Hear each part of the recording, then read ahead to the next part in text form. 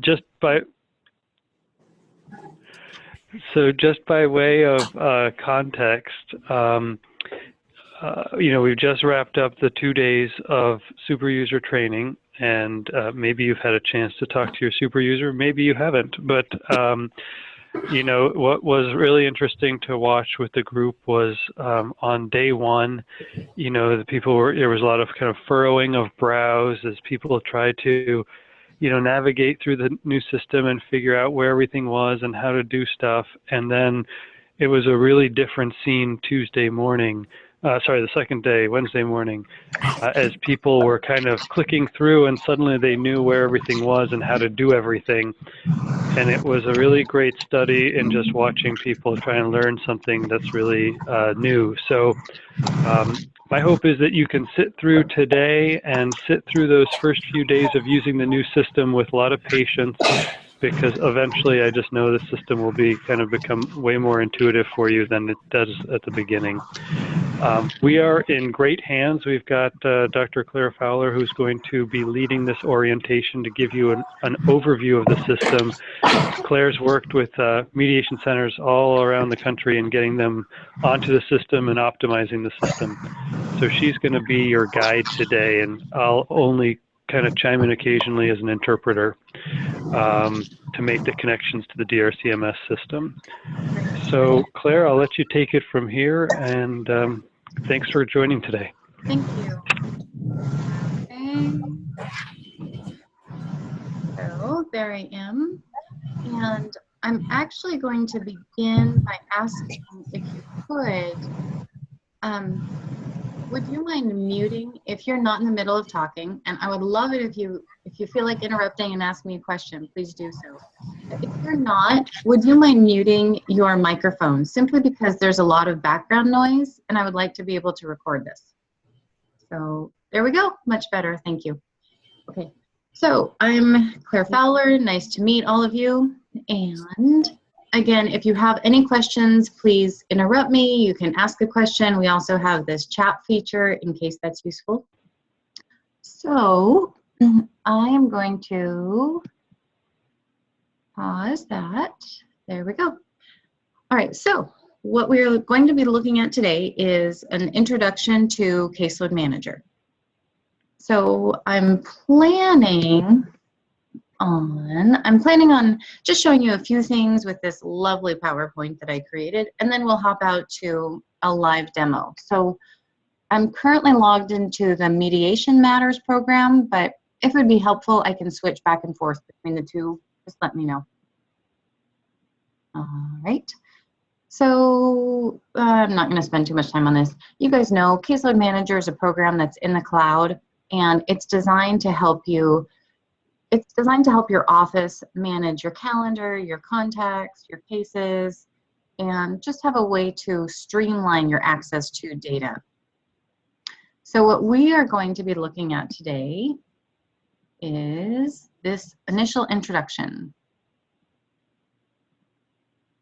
So, oops, trigger happy there. Okay, so you all, I think in about a couple weeks, and Dan, again, jump in whenever you want to and clarify this, but I think in about a couple of weeks, you all should be receiving your login information.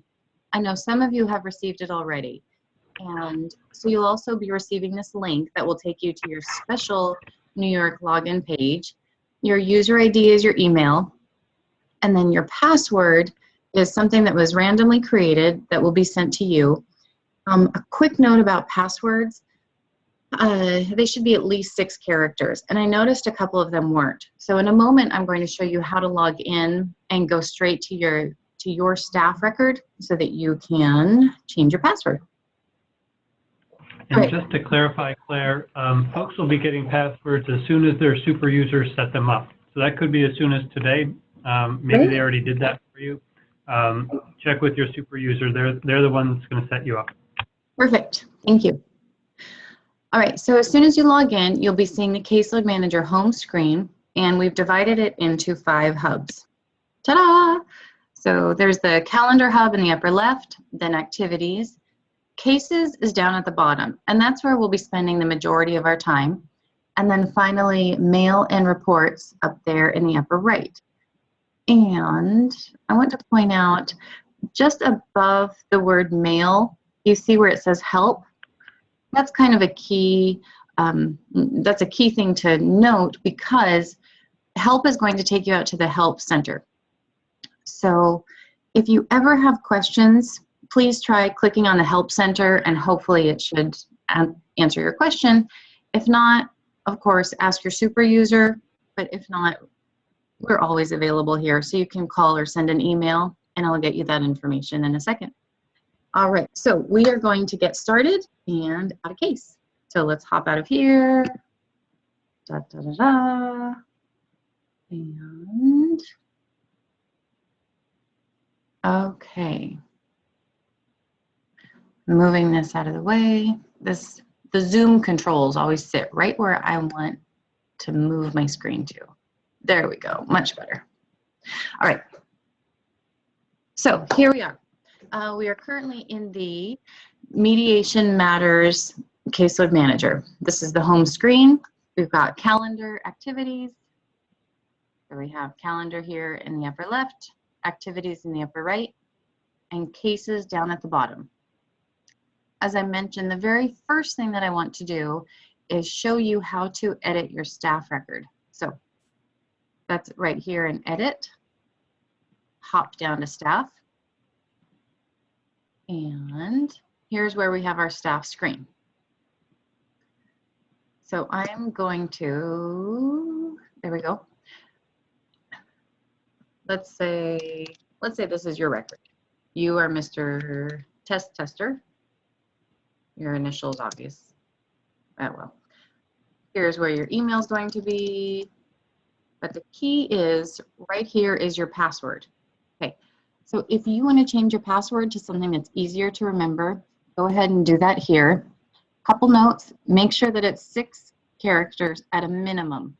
And you want to make it a combination of letters and numbers because we really want these to be strong passwords. You know, you guys are keeping track of a lot of important confidential information in here. So we want to make sure that's safe.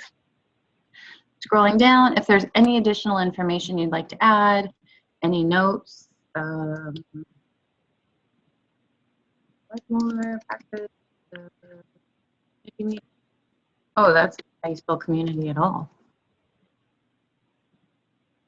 This is what happens when I'm typing too fast.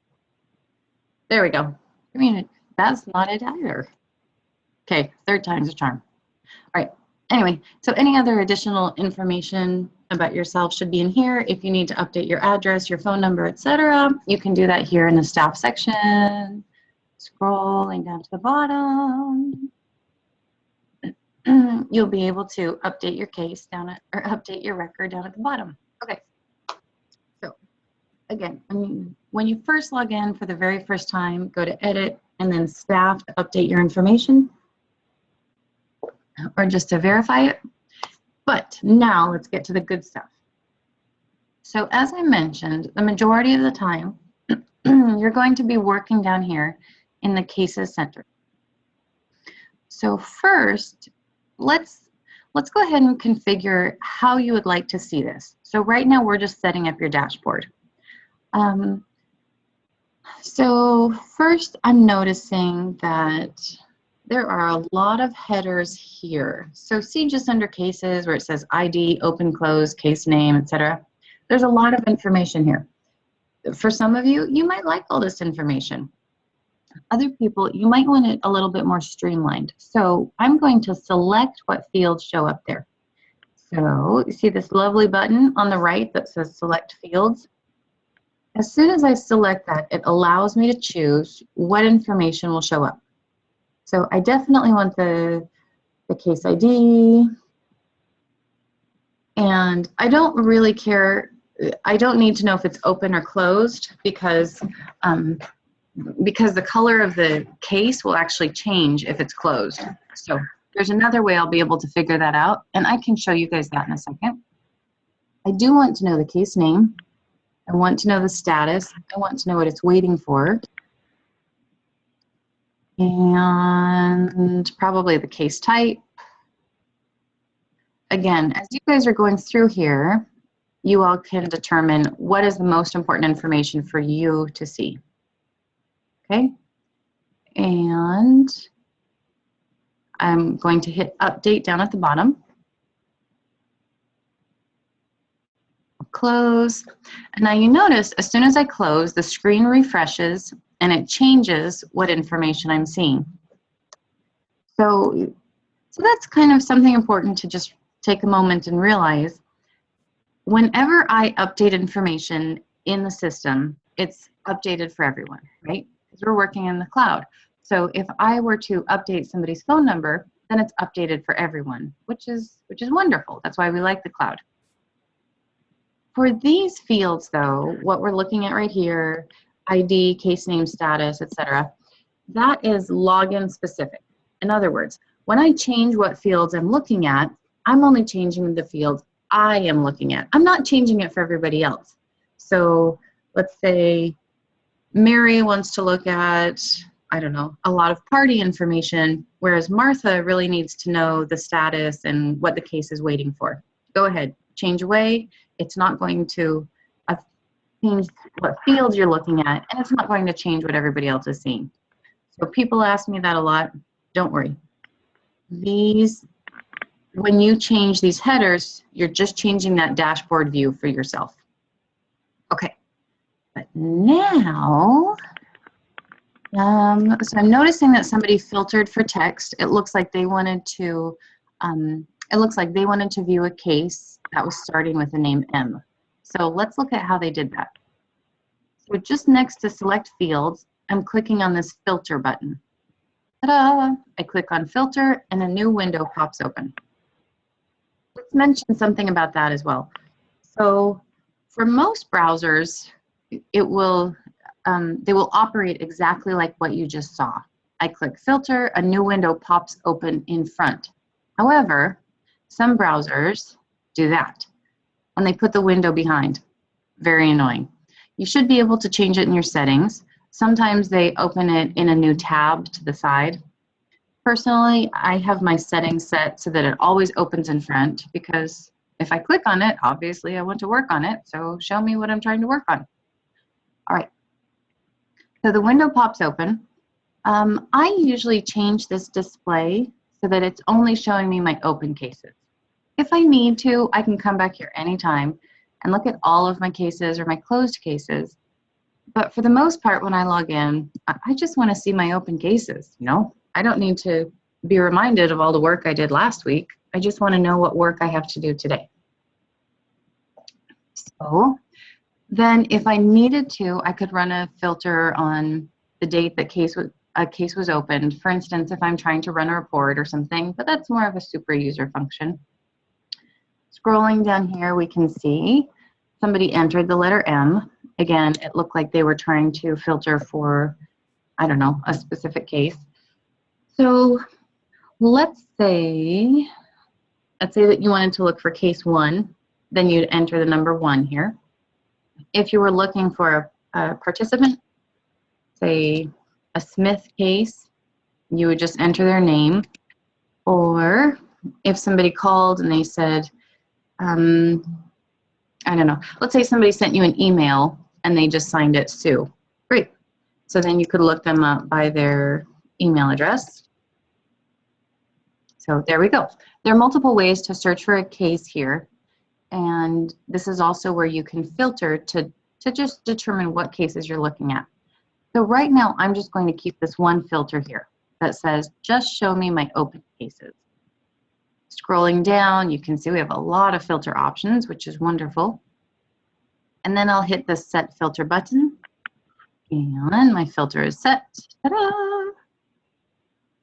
I hit close, everything refreshes.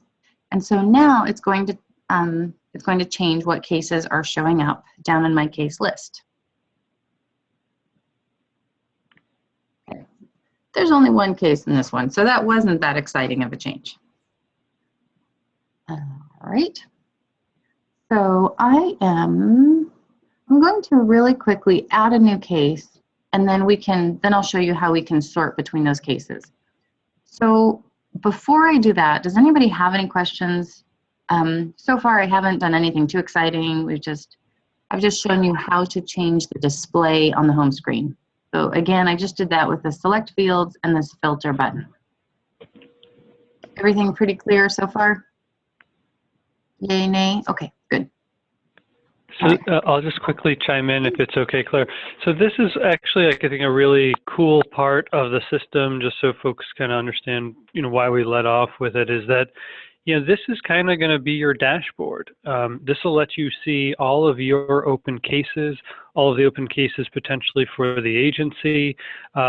Across counties, you can filter it, just show me the cases for my counties, or just show it to me for my programs, or I want to see Will's because Will's out of the office on vacation and I'm covering on his cases. Mm-hmm. So the cool thing is that you'll be able to track all of that and select subsets of cases that you're interested in seeing. Mm-hmm. And it's also kind of a quick and dirty query type of if you're like, well, I get the gut feeling we're just not getting as many referrals from Judge Doran as we usually get, let me check that out. And then, like, I could just quickly reset those filters and boom, and it's like, oh yeah, in the last month we really only got 2 referrals from him. Let me call over there, see what's going on. So that's your ad hoc query capability in a very kind of quick way. So anyway, I just wanted to say that I think you're going to live in that case section quite a bit. Perfect. Thank you. All right. So now we're going to begin actually entering data. So I'm going to click this link that says Add New Case. I worked completely backwards here. Sorry. I went Select Fields and then Filter and then Add New Case. So sorry, we're going backwards today. All right, so we clicked Add New Case. And so we've got this interstitial splash screen. Select the process. Go ahead. And for the purposes of this demo, just so folks have a kind of the mindset on it, we're going to imagine that you're entering a case that's done. Maybe it's a case from small claims court that's come back. You didn't do any intake on it. You're just completing it. Or maybe it's a peer mediation case and you did the case and now you're entering it into the computer. So you already know what the process was and you already know what the case type is. So just keep that in mind. We're not going to demo a case managed case, but we do want to just show you the basics of entering a completed case. Mm-hmm. Thank you. All right. So let's go with the assumption that this is a small claims case. So typically, Jan, maybe you can answer this or anybody else.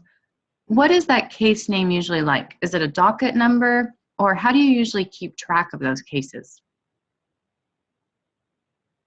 Most centers don't have a habit of naming cases. Okay. So this, just so folks know, the way this is going to work, when Claire's entering, I can clarify any of these fields. You'll notice a lot of the verbiage is the same, so you should recognize a lot of the verbiage from DRCMS. But there are some things that are like hard-coded into Caseload Manager that we can't adjust, and so it's there. But 2 of those are right off the top. On the gray bar next to the words case information, there's this case ID other. Mm-hmm. That's comparable to the reference field in DRCMS. Most people don't use that. But if you have an alternate, kind of numbering system that you do, that's where you would put it. But Caseload Manager will give your case its own unique number. And that's auto-generated, just like DRCMS was auto-generated. If you have another number, you can put it into case ID. Case name is it's a field you may or may not use, but typically in some other universes of mediation work, people would do like Smith versus Jones, as the case name. But most centers aren't usually using that kind of a system, but you could. Thank you. So my plan is just to work down this screen, and as Daniel mentioned, some of these fields you'll need for a small claims case, some you won't. But we can take a second and answer any questions about them as we're going through. Again, in case any of them don't look familiar or you're just wondering about the verbiage and how it translates from your previous system. Right, so referral sources. We'll hit city court, county. Not relevant. Docket number. All right. So actually, relationship is required. So you could just make it like consumer merchant for relationship. Okay, there we go. Perfect. All right. Is there anything else on this section that is required for just for small claim stuff? No, so let me, if it's okay, let me quickly explain those fields. Some of them are recognizable, some of them are not. Who uses, does anyone use that pending location, docket number stuff to track cases that are pending back in court? Sometimes we do, if they're returning back to for a hearing date or so forth. Yeah, okay. So that's a whole section there. That's a whole like little set of rows in DRCMS.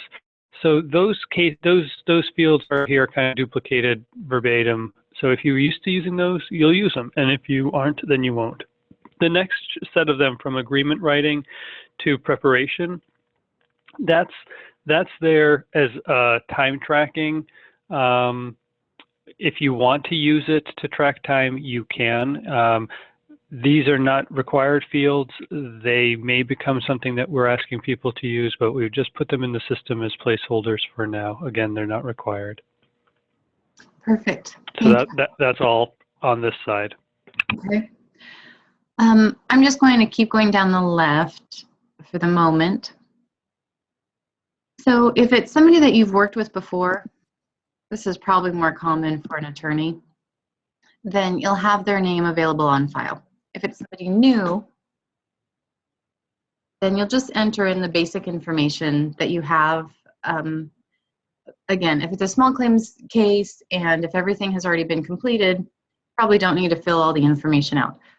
But just keep track of the basic general information that you need to be able to keep track of this person. So let's say maybe name and email.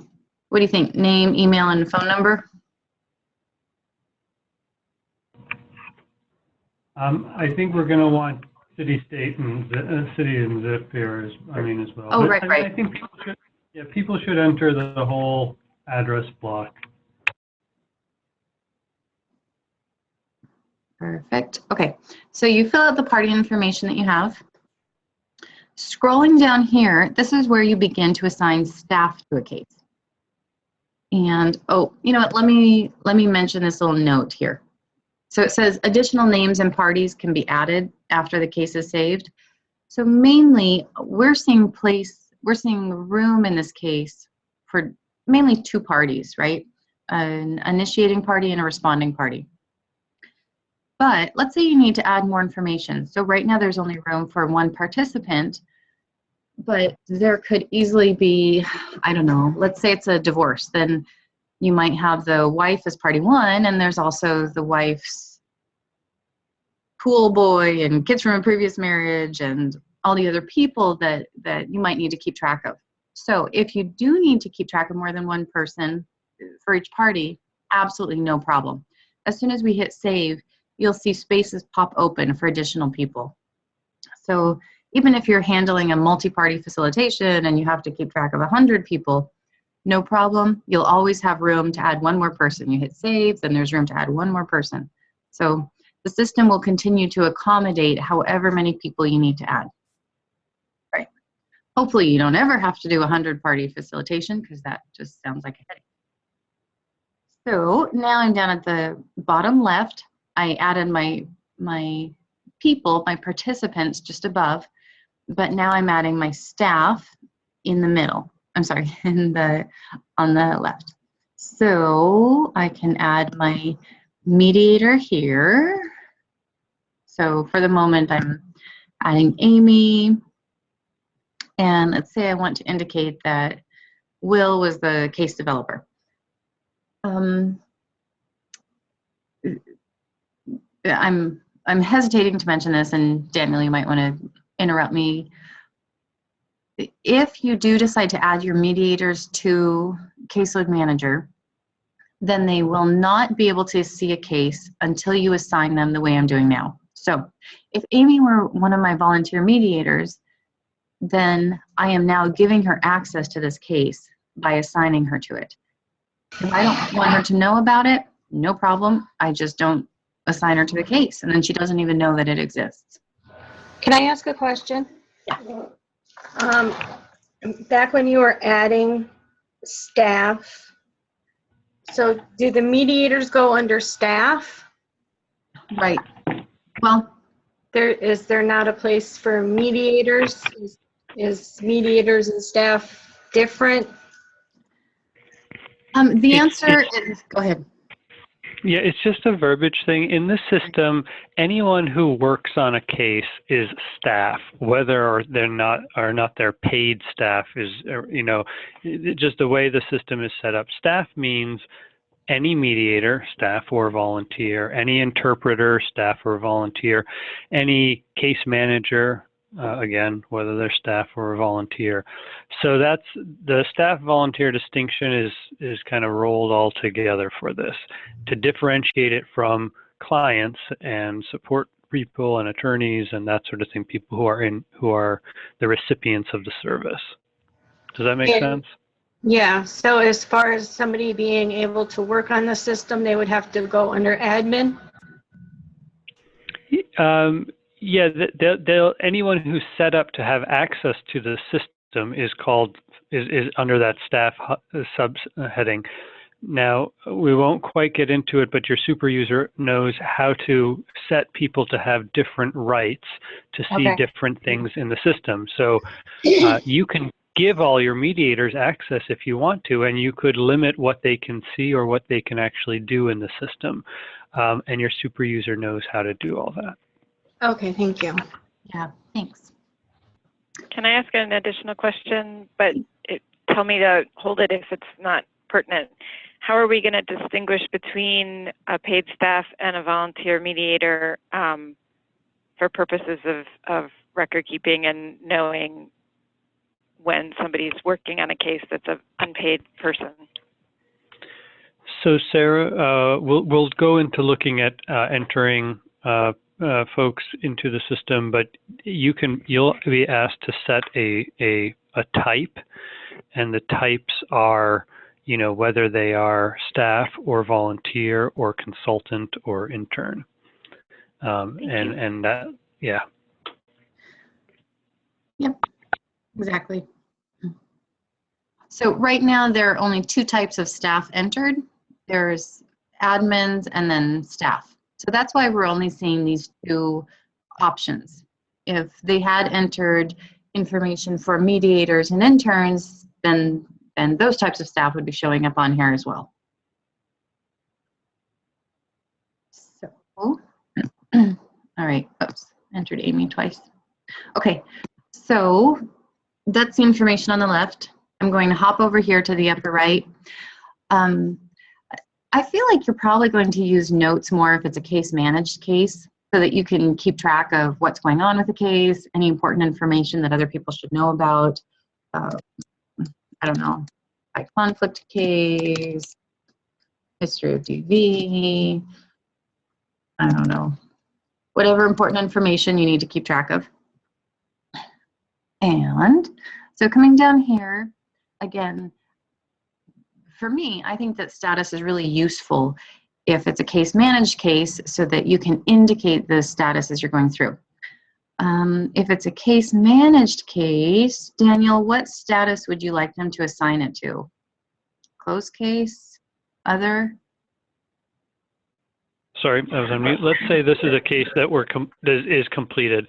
Yeah. Maybe we would just do, we'll just do closed case as the status.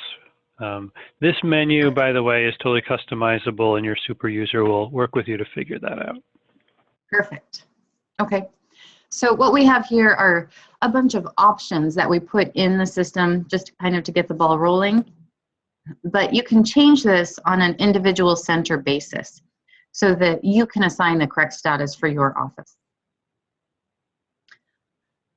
Waiting for, again, I'm just mentioning this, not as relevant for a small claims case. If it were a case managed case, you might want to put something in this box so that people kind of know what the next action needs to be. So waiting for an interpreter to be assigned, something like that. And so then from the home screen, from that dashboard, the rest of the people in the office, or perhaps you're co-mediating, they can quickly look at that waiting for box and know exactly what to do to move this case along. All right. So coming down here, types. I selected this case type earlier when I was initially adding the case. That's why it has small claims already added. Nature, interpersonal, outcome, full agreement, process, mediation, secondary nature, I'm going to say, go ahead. And secondary nature, just so folks know, I hope that you're recognizing types and natures, process and outcome. Secondary nature is new, and what that is intended to capture is, sometimes people see a case pretty differently. Maybe maybe it's a landlord-tenant case, and the landlord sees the case as about a non-payment of rent. And the tenant sees it as harassment because the landlord keeps, knocking on the door at night, kind of demanding the money. And so the secondary nature is intended to kind of give an additional thing, or maybe, it's a custody visitation case and the nature only allows you to choose custody modification, but it's also a visitation modification, and you want to capture that. So that's what the secondary nature allows you to do. It's not required.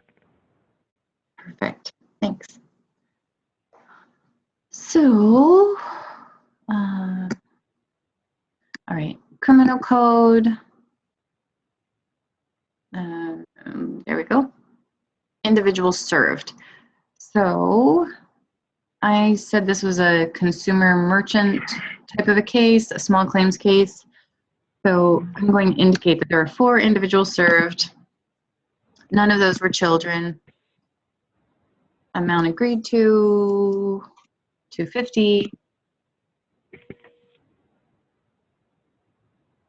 And the NISAMP section here, there used to be case types of ag credit and ag non-credit. Those have gone away.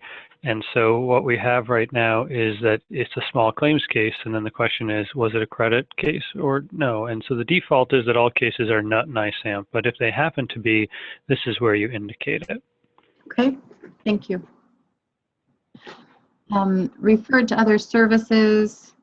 No, because we actually mediated the case and we did not refer them. It was not screened inappropriate, so I don't need to put anything there. Number of sessions. It was a one quick 45-minute small claims. And so now I'm adding the case.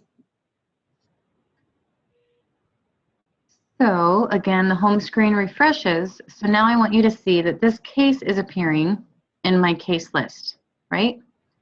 And so I can quickly see what the status is, what it's waiting for, any party information. Again, it's your dashboard, so you really can decide what information you want to see. Now, okay, this isn't, there's not that many cases in here, so we don't need to sort at the moment. But let's say we're a year down the road and you have hundreds of cases in this list. Then you'll want to be able to really quickly sort by things like when the case was initiated, what the parties' names are, what the status is. And so to do that, you just click on these arrows, and if there are letters, obviously it's going to sort it alphabetically. If it's a date or a numerical value, then it's going to sort it by that number. So just pointing this out quickly because it's kind of a nice feature. So So I'm just sorting it by the status, and let's say I needed to see all my cases that are assigned for peer review, then they would all show up here at the top together. So that's it's a very useful way to be able to check different statuses or just to see what's going on with your cases and grab the information that you need. So does that all make sense to everyone? You see these up and down arrows that allow you to sort? Yeah, good. Okay. So Claire, could we go back into that case now and close it out? Yep, yep. So just wanted to, oh, before I do that, I just want to mention, so we're seeing this case in our list right now because it's open. But as you remember, I filtered for open cases. So as soon as I close it, it's going to disappear. So I think it was the second one, yeah. So I click back on the case to open it. And actually, before we close it, just want to walk folks through it. We want to add some more information about parties, right? Because we're really wanting to make sure that we have all their demographic information. So if you scroll down now, you see under the contacts, the party that was entered. We only entered one so far, but kind of shows up there. You can click on it, and it'll take you right to the party. So you could add more information if you had more information, but all the demographic information that you're used to putting in, like race, sex, age, educational attainment, all that is right here on this screen. So when you're thinking about data entry on a case that's complete, what you're going to have to do is set up the case, enter some party information, and then go back in and enter the rest of the party information before you close it out. And just because it came up with the group, we don't have age in here anymore, but we do have date of birth. That doesn't mean you need to ask people for their actual date of birth, but we do want to know their year of birth at least. So you can always put people in here as, you know, January 1st, you know, whatever, 1970, because the interesting thing is, you know, because this system saves parties, you might have people who are kind of repeat clients, like a landlord or something like that, and you know, they don't stop aging. You know, they keep aging, and so we want to know the demographics of parties, even if they, you know, are repeat clients, and so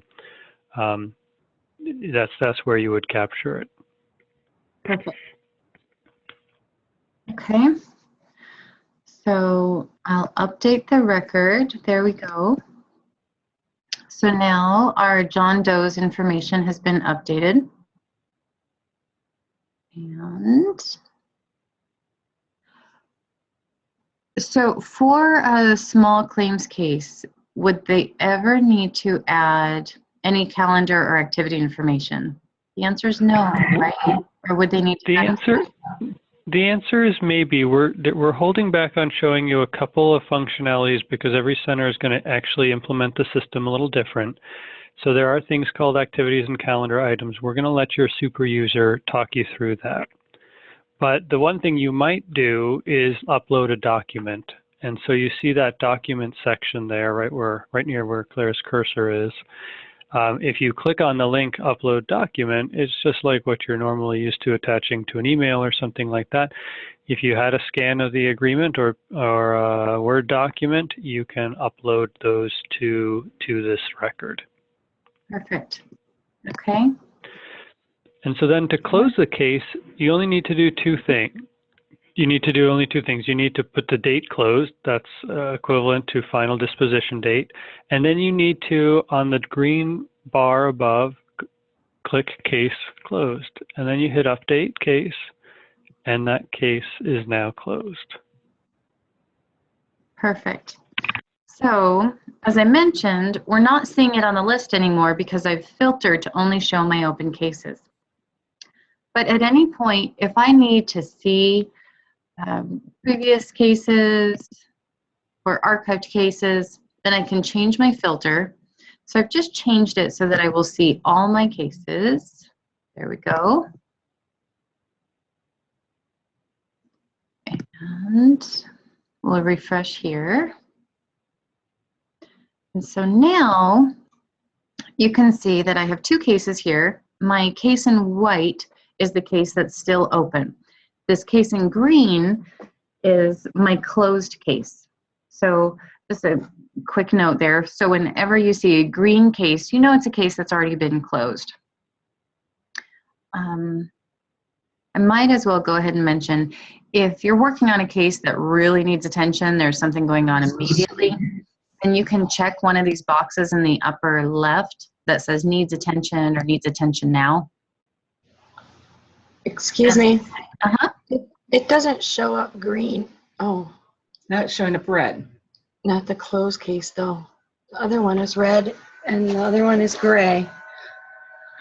All right, grayish green. Closed cases. Oh. So maybe you're, Right. yeah.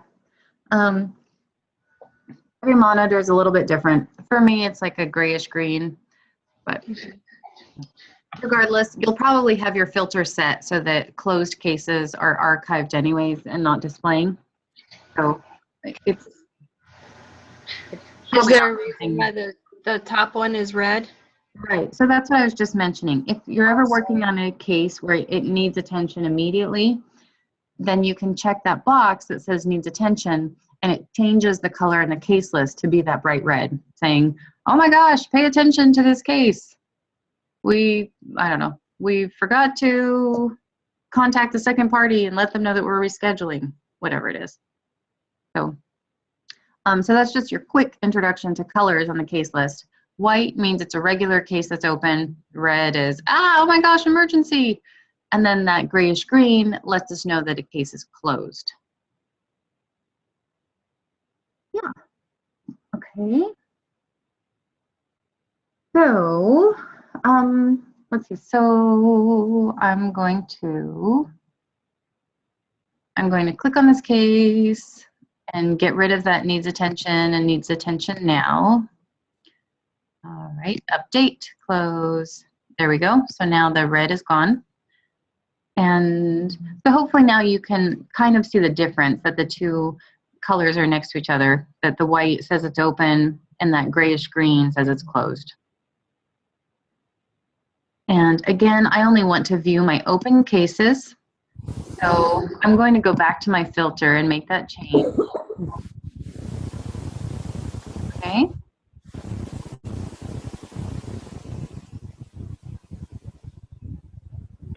There we go. All right, go ahead.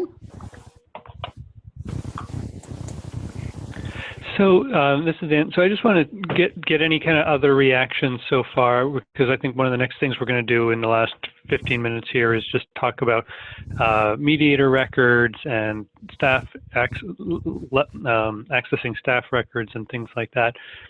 So before we kind of leave a case, I'm curious about any kind of reactions or questions that are coming up for folks.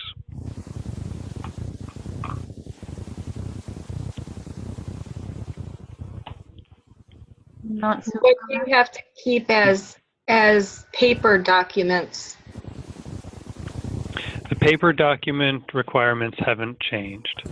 So people are still having to maintain paper files, and whatever your agency policies are about what goes in those files still remain. We're not at a place where we're ready to go paperless.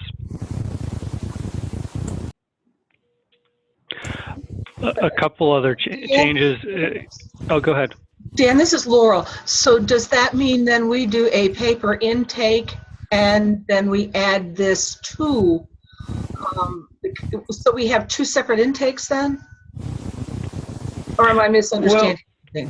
No, I mean, you can just keep doing it the way you're doing, unless your super user is going to direct you differently, keep doing the way that you're doing it. You know, if you're used to doing paper intakes and only entering the case at the end, you know, you can keep doing that. I mean, I think you lose some of the real value of this system, which is that there's some powerful tools here to manage your work.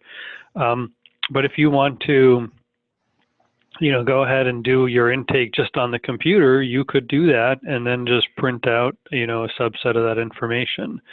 So we talked about that, on decent length the other day with the super user. So they'll guide you. Look to your super user to guide you about how your agency is going to do it. Okay, thank you. Thanks, Laura.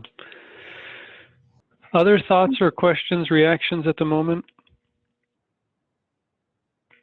I have a question. Okay, go ahead. For the peer mediation program, when we're entering in cases, I know you can put in the values for what subject matter it is. Are there different kinds of cases? I know we didn't scroll down on what the variety of the topic is. Like, girl gets into a fight. That's what the mediation is about. There's rumors. That's what the mediation is about. Are there topics like that I can choose? Kind of. Maybe not at that level, though, of specificity. So let me actually, I've been meaning to get to this because I know for Mediation Matters, there are a lot of the peer mediation cases. So if you're used to the old system, there is a change. There is no longer a choice for case type peer mediation. So Claire, if you click on case type, peer mediation is gone. We've decided to make peer mediation a process. So the case type for all these peer mediation cases is likely going to be youth. And then, and Claire's just going to get there. She's going to choose youth and then update the case. And then if you look at the natures, nature is that place where you would add more detail about what it was. And so there are things there like communication, behavioral issues, interpersonal disputes. That's typically what we've had for those youth cases.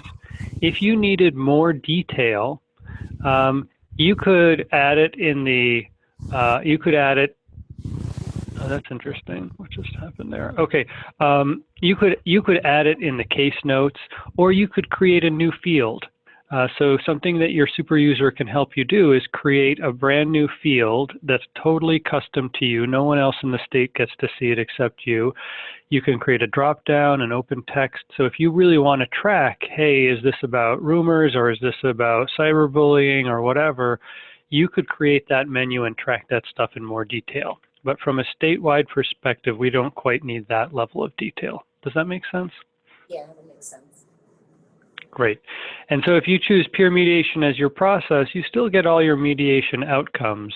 But that's a big change because just so from data entry perspective, we're going to ask you to make that shift. So I'm sure you'll have your eye on that, Kashif, as you're working with staff and Marva. But that'll be something to make sure people transition to. Great.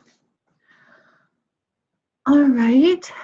So the final thing I have on my list is to look up staff and mediators. So how much, so I'm just wondering how much detail you'd like to go into there. We already looked at edit. We looked at staff. So this is where you'll be able to see everyone. The staff list. And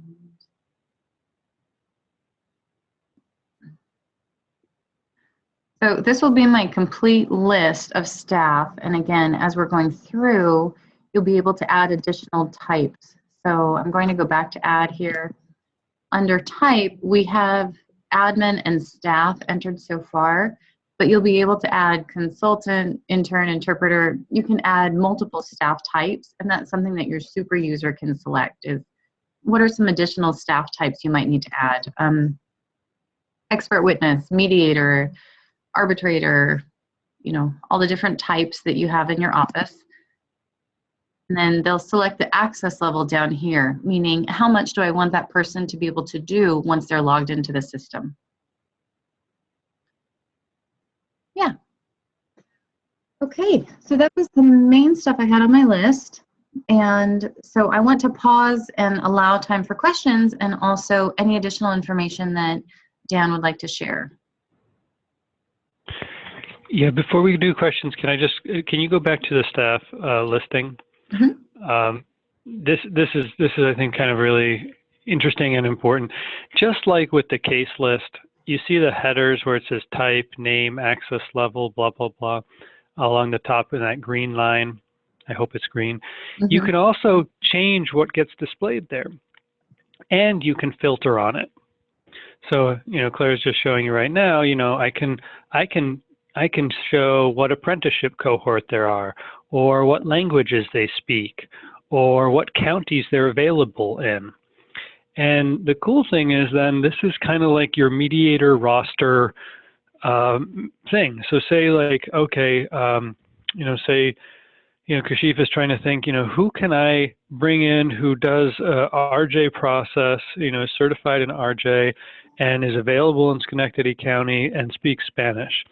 And it's like, boom, you could like set those filters and then it'll automatically show you, oh, okay, these are the people.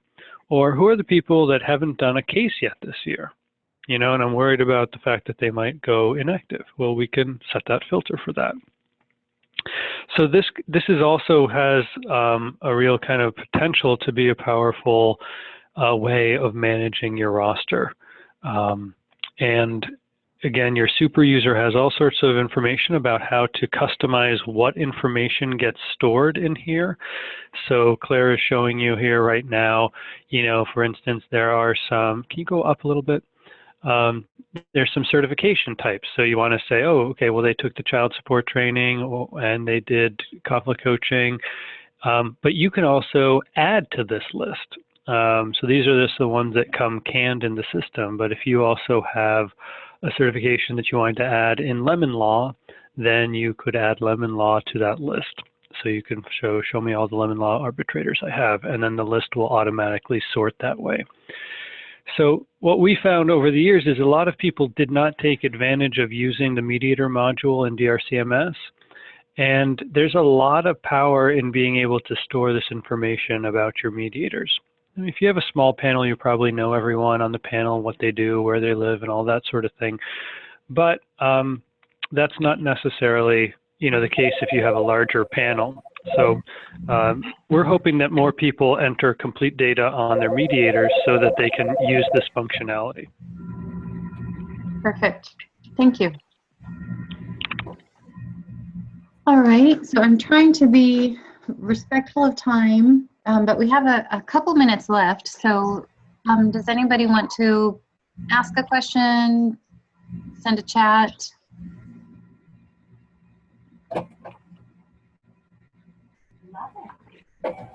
Nothing? Okay. So I guess I would say the next steps are you should be receiving your login information soon. And so I would encourage you to just practice. Go ahead and practice logging in, look around the system, make sure that you remember everything. If you have any questions, talk to your super users. And the next week or so, I'm going to be pretty booked with training, but after that, I'd be happy to answer questions as well. I have a question. Yeah. If mediation has an agreement in Spanish, would we have to translate that into English in order to put any of that information into the system? We don't ask that you put any information about what is agreed to in the system. You may choose to do that as an agency, and that would be your own kind of policy decision. So you don't even need to upload the agreement if you don't want to. So that's a question, of center policy. Okay. Thank you. Mm-hmm. I have a quick question for Dan. This is probably something Will knows for our super user, but timing on when we're switching over, and we've been told not to enter cases that are going to remain open after July 1. So are you going to give us a little bit of heads up on that? Yeah, Will's got the details, but in a nutshell, any case that closes today or earlier in June, we want you to close in DRCMS, and you won't be re-entering. Any case that's open because someone called you today, or maybe they called earlier in the month and it just hasn't come to an ending yet, those cases will all be re-entered into this new system. So whether you start entering those in tomorrow or today is up to you. You could enter them a week from now. It doesn't matter. as long as you just use the real life dates as the dates for the system. But that's roughly how it's going to play out. And would you like us to submit a batch?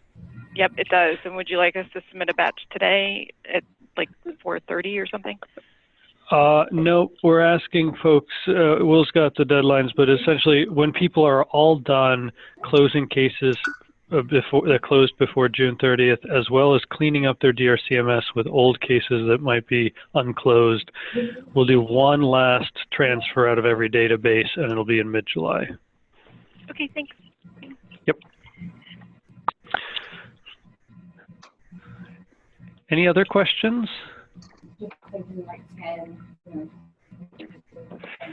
So I guess in closing, I'd say the next step should be go talk to your super user. They've got a kind of a little bit of a game plan for what they're going to do next to get you started.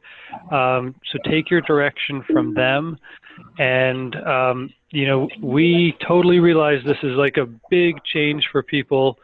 But we think that over time, as you get acclimated to the system, and it may take a few days, it may take a few weeks, you'll start to see ways that the system can really be helpful for managing your work and making your lives easier. So if you have questions, the place to start is talk to your super user, and they'll give you the direction from there. Anything they can't resolve, you'll have either myself or Claire to give assistance on that. So thanks for making time. And Dan, it's Dawn. I'm sorry to do this last minute. We were just sort of talking amongst ourselves. How does this become, you know, the ownership or the personality of the center? Is it just by logging in, and then it automatically has everything? You create it as you log in, or what makes our own? Or? So essentially, just the background on it is that there's one large, super big database in the cloud, and everybody's cases are going into that. And yet you will only ever see your cases, and that's based on login. So when you log in, you will log in only to your center's version, and you will see only your cases. And then your center, there's so many different ways to optimize the system depending on how people do their work. So your center will make decisions. Maybe you'll have some custom fields. Maybe you'll start using calendar items. All that will get saved under your, quote, account. And so so you'll never see Sarah's cases at Mediation Matter, and you won't see her custom fields that she puts in or her letter templates that she creates. And it's all determined by login. Okay. Therefore there wouldn't be an icon or any kind of shortcut on the desktop. It'd just be logging in like you would if you were doing something remotely on the web. Precisely. It's all web-based. So that means you can look stuff, if you happen to need to look stuff up at home, you could do that. Or if you're at the court and you just have your laptop, you can do that. So it's all just out there in the cloud, and there's no more icon on your desktop or anything like that. Okay, thank you. Sorry to take up the last second. No, but that's the first time we're doing it, so that's probably something we need to lead with, because that's the important kind of basic piece about how it all works. Great. Any other questions or thoughts? All right. Well, thank you everyone for making the time, and you know, keep us posted with how the transition is going and if we can help in any way. Thanks, Dan. So it's ready now? It's ready now. Talk to Penny. She'll get you set up. All right. Bye. No pressure. All right. Have fun discovering it. Take Thanks. care. Bye.